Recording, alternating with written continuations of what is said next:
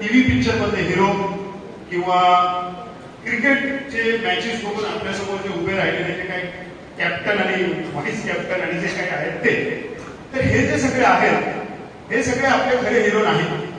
कारण ते विमल पान मसाल्याची ऍडव्हर्टाईज करतात, त्यांना पैसे दिले तर ते रवी संघाची पण ऍडव्हर्टाईज करतात, म्हणजे मटक्याच्या धंद्याची पण ऍडव्हर्टाईज करतात. त्यांना पैसे दिले तर कुठच्याही राजकीय पक्षाची आणि तुमचं गाव विकणाऱ्या जमीन दलालाची पण ते ऍडव्हर्टाईज करतील. पण आपले खरे हिरो ते आहेत जे गावामध्ये कमीत कमी पैशामध्ये सुद्धा कसं जगावं याची कौशल्य त्यांच्याकडे आहे. म्हणजे त्यांना माहिती आहे की मी गावामध्ये ह्या बाहेर पिशवी घेऊन बाजारात जाण्यापेक्षा मी माझ्या आजूबाजूला कसा छान पद्धतीने जगू शकेल याचे कौशल्य त्यांच्याकडे.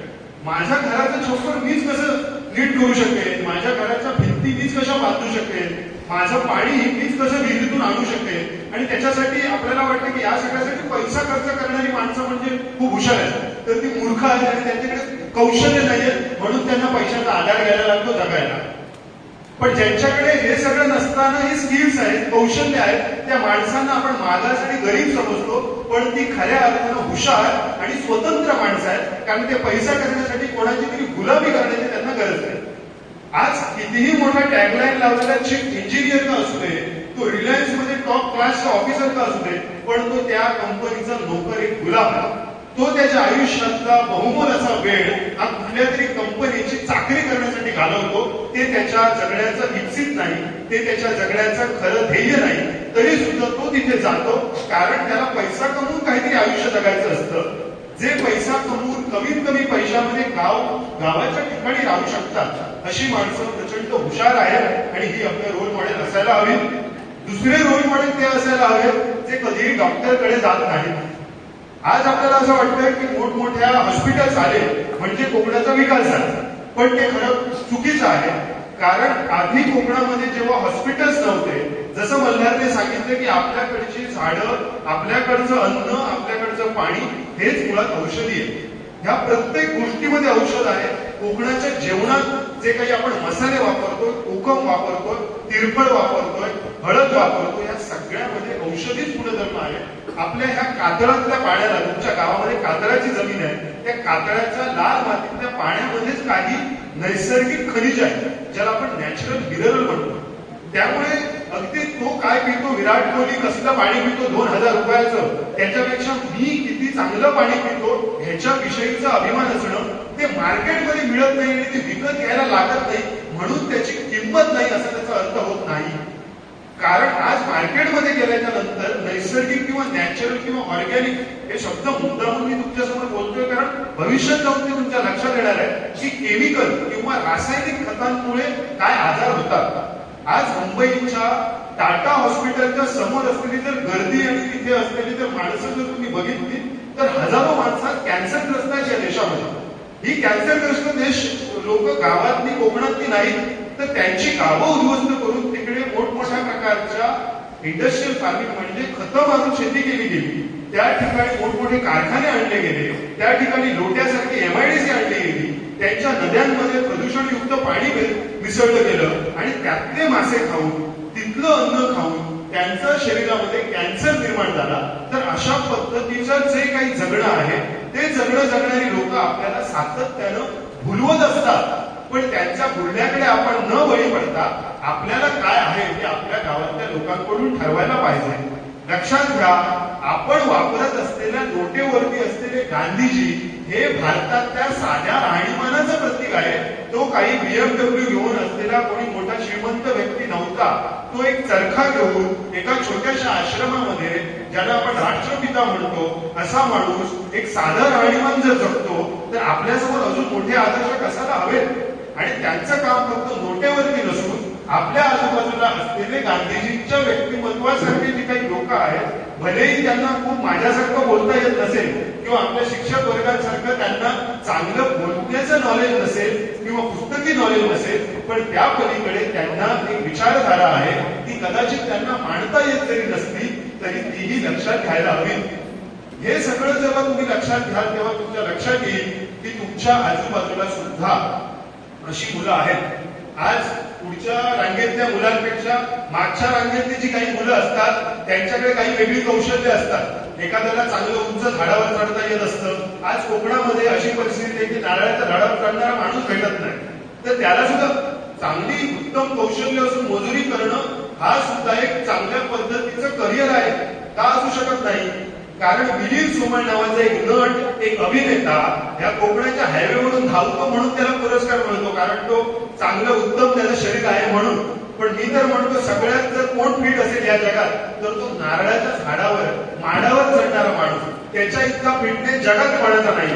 कारण धावणं सोपं आहे, पण ग्रॅव्हिटीच्या विरुद्ध उलट चढणं हे फार कठीण आहे.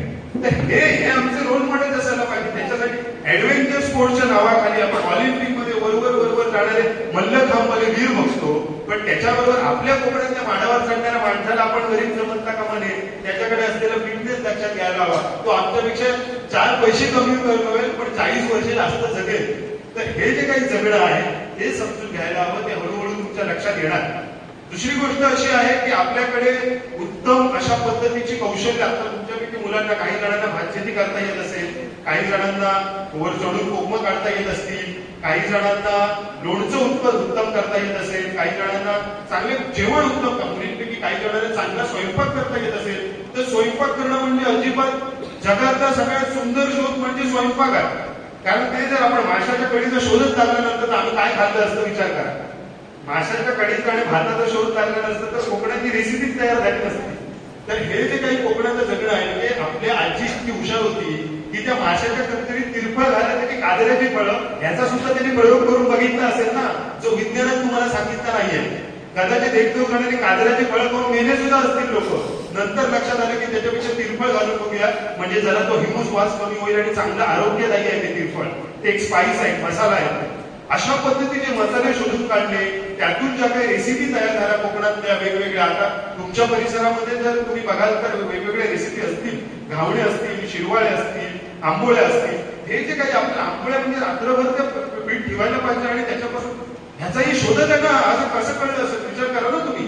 हे काय पुस्तकात दिलं होतं का? आता आपली आजी करते त्याच्याकडून आपल्या आईला कळलं म्हणून आपल्याला ते फुकटचं नॉलेज मिळालं आणि पुस्तकात त्याची शिकायची गरज नाही लागली. पण उद्या जर आपण ह्याचा जर शोध घ्यायला गेलो तर ते भयंकर सुंदर नॉलेज आहे. तर ते ज्ञान सुद्धा ज्ञान आहे आणि त्याला आज भविष्यामध्ये खूप जबरदस्त किंमत आहे. कारण उत्तम पद्धतीचा स्वयंपाक करून तशा पद्धतीच्या रेसिपी बनवून आमच्याकडे काही जणांनी युट्यूब चॅनल काढलेले आहेत आणि त्यांचे युट्यूब चॅनल जगभरामध्ये गाजतात कोकणी रेसिपीच्या नावाने. असे कितीतरी लोक आहेत जे कोकणी रेसिपीचे चॅनल चालवतात, त्याच्यावरती पैसे कमवतात आहेत. काही लोकांनी हॉटेल्स घातलेले आहेत. ऑथेंटिक किंवा मालवणी जेवण किंवा कोकणी जेवणाच्या नावावरती आज लोकांनी कितीतरी आज शिकवून तर कितीतरी खानावळी चालतात आहेत. तर हे सगळे व्यवसाय आहेत, पण त्याच्यासाठी लागणारी कौशल्य गावात आहेत. तर ती आपल्याला समजून घ्यायला हवी. नारळापासून तेल काढणं म्हणा किंवा सोलं आगळ बनवणं म्हणा, ह्या सगळ्या गोष्टी आपल्याला शिकून घ्यायला हव्यात. त्याच्याकडे दुर्लक्ष करून चालणार नाही. फक्त आपल्या आई वडील सांगतात की फक्त बाबा एका पुस्तक घे आणि त्याच्यातच काय टकला घालायला, त्याच्यातच काय शिक. तर त्यांना सांगायचं मला तुम्ही काय शिकलं ते आधी मला सांगा, ते आधी मला शिकायचं. उद्धटपणे नाही सांगायचं, अगदी नम्रपणे सांगायचं की तुम्हाला काय, मला नांगर कसा असतो, जॉब कसं धरतात, बैल म्हणजे उठला धरता आणि बैलाला वरती काठी मारल्या का तो चालत जात नाही, त्यालाही प्रशिक्षण द्यायला लागतं. मळणीसाठी गोल पेडणाऱ्या बैलाला तुम्ही फिरवलं तर तुम्हाला ढकलून देतो, पण त्याच्यासाठी प्रेमाचा हात वेगळा असतो आणि अगदी शिस्तीची काठी वेगळी असते. तर ती जी काही माया आहे प्राणी पक्ष्यांवरची ती सुद्धा कळायला हवी. मागच्या बेंचवरचे विद्यार्थी माझ्यासाठी फार महत्वाचे आहेत. पुढच्या बेंचवरचे विद्यार्थी कोकणात राहतील की नाही मला माहिती नाही. ते सगळे काहीतरी मोठे ऍम्बिशन घेऊन जगत असतात आणि त्यातही राहावे, पण त्यांना कधीतरी ते लक्षात यावं. पण मागच्या बेंचवरचे विद्यार्थी असतात तर ते जे काही आहेत तर त्यांनी त्यांच्याकडे जे स्किल आहे तर ते जर अधिक त्यांनी चांगल्या पद्धतीने जर पुढे आणले तर ते चांगले बनू शकतात. नाहीतर ते राजकारणी बनण्याची दाट शक्यता आहे. त्याच्यामुळे त्यांच्या डोक्यात हा प्रकार घालण्याचा प्रयत्न केला. तर खूप छान वाटतं इथे तुम्ही सगळ्यांनी माझं ऐकून घेतलं. मल्हारचंही मार्गदर्शन यापुढे तुम्हाला लाभलेलं असतो. निर्वाळमध्ये राहतो तर कधीतरी एखादी फील्ड ट्रिप तुमची ही निर्वाळ गावामध्ये नेऊन त्याचं जंगल तुम्ही फिरावं, त्याच्याकडून ह्या गोष्टी जाणून घ्यावं, त्याला एखादं गावामध्ये आणून अशा पद्धतीचे ट्रेन जर अरेंज केला तर अधिक चांगलं. सागर दादा आहेतच, ते तुम्हाला यात सहकार्य करतील आणि हे गाव अधिक चांगल्या पद्धतीने समजून घ्या. कारण भविष्यातल्या पिढीला जर आपल्या जलजंगल जमिनीचं महत्व कळलं नाही तर मात्र त्याची कत्तल होत असताना, ती जमीन विकत असताना आपण मात्र डोळे उघडे ठेवून बघतच राहू. त्याच्यामुळे ह्या गोष्टी होणं खूप गरजेचं आहे. ह्या आदर्श विद्यालयाचा आदर्श कामगिरी चालू आहे असं मी म्हणेन की आता मगाशी सरांसोबत बोलताना कळालं की दरवर्षी 100% निकाल लागतो अशी परंपरा आहे आणि त्याबरोबरच ही जीवनाची शाळा मात्र तुम्ही अशी चालू ठेवा. ह्यातून 100% निकाल लागलेले 100% लोक मुंबईत नको जाऊ दे, त्याच्यात ते 15% तरी गावात राहू दे अशी अपेक्षा बाळगतो. धन्यवाद.